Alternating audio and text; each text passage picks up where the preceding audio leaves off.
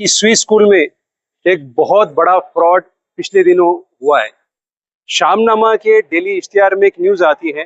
कि Swiss school में 2 लोगों की शिक्षक भर्ती की जरूरत है और उनका बिना अनुदान तत्व के ऊपर उस वक्त जो है वो अपॉइंटमेंट होता है। पर सितंबर 2022 तक उनको एक पैसा भी उनके अकाउंट में डिपॉजिट नहीं हो। लाजमी नहीं कि एफआईआर दाखिल करने वाला उस स्कूल का टीचर ही हो या उस स्कूल का प्यून हो या फिर क्लर्क हो, कोई भी लॉ मोशन में सेट कर सकता है। मानव समाचार, मानवता के हक में। आप सभी जानते हैं कि स्विस स्कूल में एक बहुत बड़ा फ्रॉड पिछले दिनों हुआ है, जिसमें मुदस्सिर अहमद मोहम्मद हसन नामी एक टीचर ने स्कूल के चेयरमैन से लेके तो स्कूल के स्टाफ के लोगों के खिलाफ में एक एफआईआर दर्ज की थी। और उसमें मुदस्सिर अहमद मोहम्मद हसन का ये कहना था कि 16/6/2014 को उनका रिक्रूटमेंट स्कूल में करवाया गया और उसकी हिस्ट्री कुछ ऐसी थी कि शामनामा के डेली इश्तिहार में एक न्यूज आती है कि स्विस स्कूल में 2 लोगों की शिक्षक भर्ती की जरूरत है। तो उस वक्त मुदस्सिर अहमद और उनके साथ दिलदार हुसैन ये दोनों स्कूल में जाकर अपना इंटरव्यू भी देते हैं और वहां की रिटन एग्जाम भी क्रैक करते हैं और उनका बिना अनुदान तत्व के ऊपर उस वक्त जो है वो अपॉइंटमेंट होता है। पर सितंबर 2022 तक उनको एक पैसा भी उनके अकाउंट में डिपॉजिट नहीं हो। उस दरमियान में जब 31 मई 2023 को अब्दुल अजीज नामी एक प्रिंसिपल स्कूल से रिटायर होते हैं, तो उनकी जगह पर भर्ती के लिए मुदस्सिर अहमद और दिलदार हुसैन साहब अप्लाई करते हैं। पर उस वक्त उनको ऐसा बताया जाता है कि उस पोस्ट का तो ऑलरेडी अपॉइंटमेंट हो चुका है और वो पोस्ट जो है वो एक फीमेल कैंडिडेट के लिए रिजर्व रखा हुआ है। बाद में जब उसकी तफसील मिलती है तो ये पता चलता है कि वो जो लेडी है जिसका नाम नजमा खातून होता है, वो लेडी अंडमान निकोबार की होती है। वो मालेगांव में शादी करके आती है और जो शफीक अहमद जो है, जमील अहमद शफीक अहमद जो उसके मेन चेयरमैन है, वो बताती है कि मेरे चाचा है और इन्होंने मेरे यहाँ पर रिक्रूटमेंट करवा दिया, जबकि ऐसा कोई भी लेटर उनके जुबानी अल्फाजों के अलावा कोई भी ऐसा अथॉरिटी लेटर उनके पास होता नहीं है। उसके बाद में अचानक से 2-3 नोटिस मिलने के बाद एक बॉम्बे हाईकोर्ट की जानिब से, बॉम्बे हाईकोर्ट के एडवोकेट की जानिब से और औरंगाबाद हाईकोर्ट के एडवोकेट की जानिब से जब नोटिस उनको इशू होती है, तो उसके बाद में ऑटोमेटिकली 2023 से 20% अमाउंट उनके अकाउंट में डिपॉजिट होना स्टार्ट हो जाता है और अक्टूबर 2024 से ऑटोमेटिकली 100% अमाउंट उनके अकाउंट में आना स्टार्ट हो जाता है। बहरहाल ये जो एफआईआर दाखिल हुई थी 95/2025, ये दाखिल हुई 9/7/2025 को 1:56 पे और पुलिस का कंटेंशन ऐसा था, प्रोसिक्यूशन की ऐसी स्टोरी थी कि चेयरमैन से लेकर तो नवीद अख्तर सगीर अहमद ने इसमें बहुत बड़ा अपहार किया है और एक नहीं तो कई मर्तबा ये लोगों की फसनुक करके शासन की भी फसनुक इसमें की गई है। तो उनके खिलाफ थरो इन्वेस्टिगेशन इंट्रोगेशन के बाद section 336(3), section 336(4), section 318(4), section 340, 339, 341, section 35 और बाद में सेक्शन 61(2), यानी एक इक्विवेलेंट देखा जाए आईपीसी से 420, 467, 468, 469, 470, 471, 34 और 120 भी बाद में अप्लाई होते हैं। और इन्वेस्टिगेशन के दरमियान में जब ये खुलासा होता है कि इसमें बहुत बड़ा इकोनॉमिकल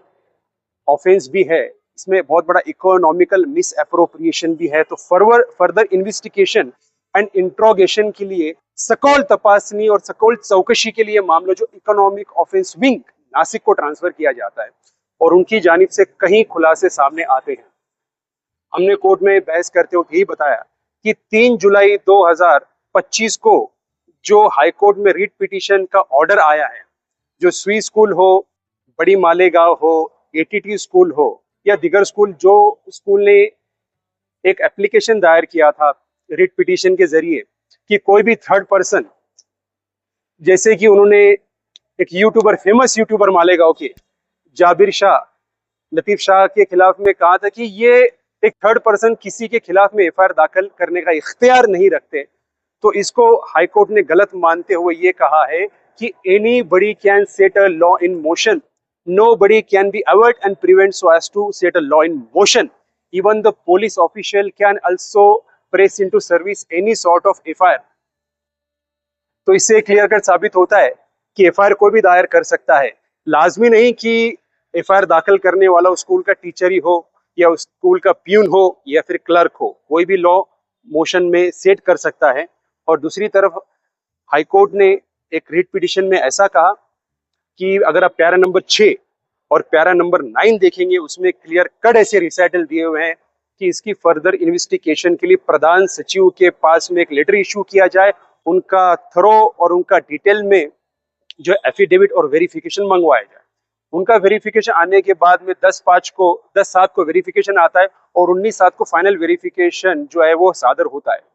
जिसमें काफ़ी सारी चीज़ें और काफ़ी सारी बातों का खुलासा होता है कि उसमें नवीद अख्तर सगीर अहमद का रोल क्या है और डॉक्टर शफीक अहमद जमील अहमद का रोल क्या है। उसी के साथ साथ ये भी पता चलता है जो Sardar primary school in commensuration with citizen welfare education society, भले ही वो सोसाइटी हो जो सरदार प्राइमरी स्कूल के साथ हो फिर स्विस के साथ हो, इनका नेक्सस तो है। और जब एफिडेविट आता है तो उसमें काफी सारी बातों का खुलासा होता है और यह भी खुलासा होता है कि 19 टीचरों की उसमें अपॉइंटमेंट होती है, जिनके अंदर 2 टीचर जिनका टीईटी टेस्ट अपरिहार्य यानी अनिवार्य था, इंडिस्पेंसिबल था, उनका टीईटी टेस्ट ना होकर बाकी टीचरों का करवाते, वो भी डेट के अंदर टेम्परिंग करके, और डेट उसकी होती 16/6/2014, जिसको टेम्पर करके वो 12/1/2012 करवाते हैं। तो ये सारी चीजों का खुलासा हुआ, कोर्ट ने हमारी बातों को कंसिडर किया। हमने काफी सारे case law, judgement, ruling, citations, supreme court के, हाई कोर्ट के बहुत सारे हमने डॉक्यूमेंट्स कोर्ट के सामने पेश किए और कोर्ट ने हमारी बातों को कंसिडर करते हुए बेल एप्लीकेशन नंबर 667/2025 एंड 668/2025 ये दोनों को रिजेक्ट किया है। और कोर्ट ने रीजनिंग एंड फाइंडिंग में ऐसा दिया है कि मामला बहुत गंभीर स्वरूप का है, इसके अंदर और भी आरोपी पकड़े जाने की दाट शक्यता है, इसके अंदर अब तक चार्जशीट फाइल नहीं हुई है, फर्दर इन्वेस्टिगेशन एंड इंट्रोगेशन अब तक इसमें बाकी है, और इसमें कितना बड़ा अपहार हुआ है इसकी शक्यता अभी तक असर्टेन नहीं की जा सकती, तो इसका भी खुलासा होना बाकी है। इसी के बुनियाद पर आज कोर्ट ने शफीक अहमद, जमील अहमद से लेकर उस्मान गनी तक ये लोगों का एक सेपरेट बेल एप्लीकेशन वो रिजेक्ट किया और नवीद अख्तर सगीर अहमद का एक सेपरेट बेल एप्लीकेशन रिजेक्ट किया। अब बात रही नवीद अख्तर सगीर अहमद की, तो उनके खिलाफ अब तक कम से कम 5 CR पेंडिंग है। Azad Nagar police station 1106/2020, Azad Nagar police station 95/2025, Azad Nagar police station 87/2025 और मालेगांव तालुका पुलिस स्टेशन 702/2025। और उसके बाद में जो बड़ी मालेगांव का एफआईआर दाखिल हुआ 181/2025। ये अब तक 5 से 6 एफआईआर उनके खिलाफ में दायर हुई है, जिसमें उनका बड़ी मालेगांव के एतबार से जो बेल एप्लीकेशन दायर किया था उसका बेल एप्लीकेशन नंबर 751/2025 वो 12 अगस्त 2025 को रिजेक्ट हुआ है। बाद में उन्होंने हाईकोर्ट के अंदर अप्रोच करके उस ऑर्डर के खिलाफ में बेल एप्लीकेशन फाइल किया, that is ABA bail application number 2366 और 2361/2025। उसमें 2 एप्लीकेशन फाइल किए गए, एक नवीद अख्तर का और दूसरा नासिर हुसैन का।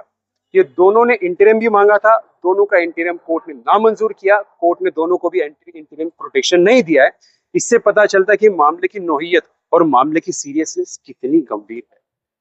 तो आज बहरहाल कोर्ट ने हमारी बातों को मानते हुए दोनों का बेल एप्लीकेशन रिजेक्ट किया है